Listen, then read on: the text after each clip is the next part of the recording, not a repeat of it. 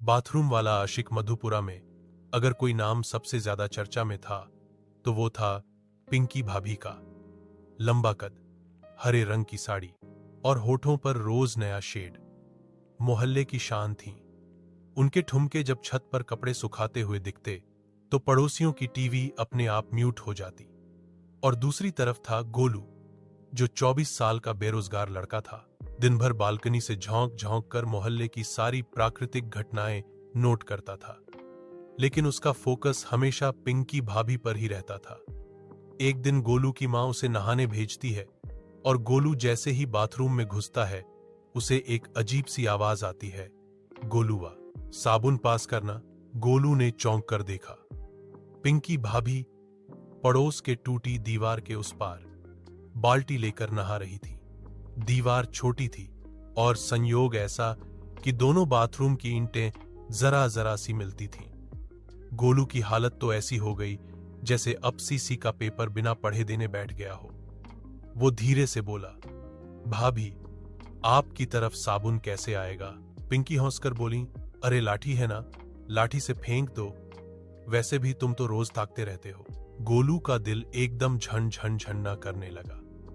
अगले दिन से गोलू ने टाइम टेबल सेट कर लिया। सुबह 7 बजे भाभी का बाथरूम टाइम। 7:13 पर वो खुद नहा रहा होता था, लेकिन नहाने से ज्यादा देखने में बिजी। धीरे धीरे दोनों के बीच बातचीत बढ़ी। साबुन से शुरू हुई बात अब शैम्पू तक पहुंच गई थी।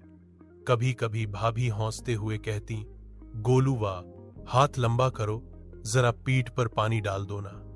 और गोलू ऐसे भाव में होता जैसे किसी मंदिर में घंटी बजा रहा हो।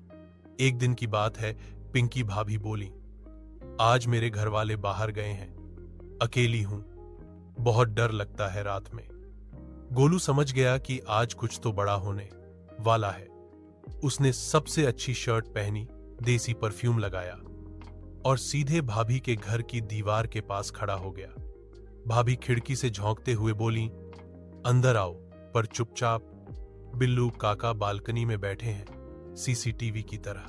गोलू जैसे ही अंदर गया तो भाभी ने दरवाजा बंद किया और बोली, चाय बनाऊं या सीधा सीन पर आऊं?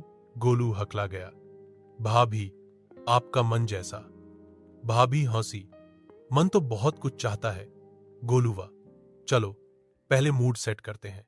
उन्होंने लाइट धीमी की, रेडियो पर आइटम सॉन्ग लगाया और गोलू को खींचकर सोफे पर बिठा दिया। तभी धड़ाम, दरवाजा खुला।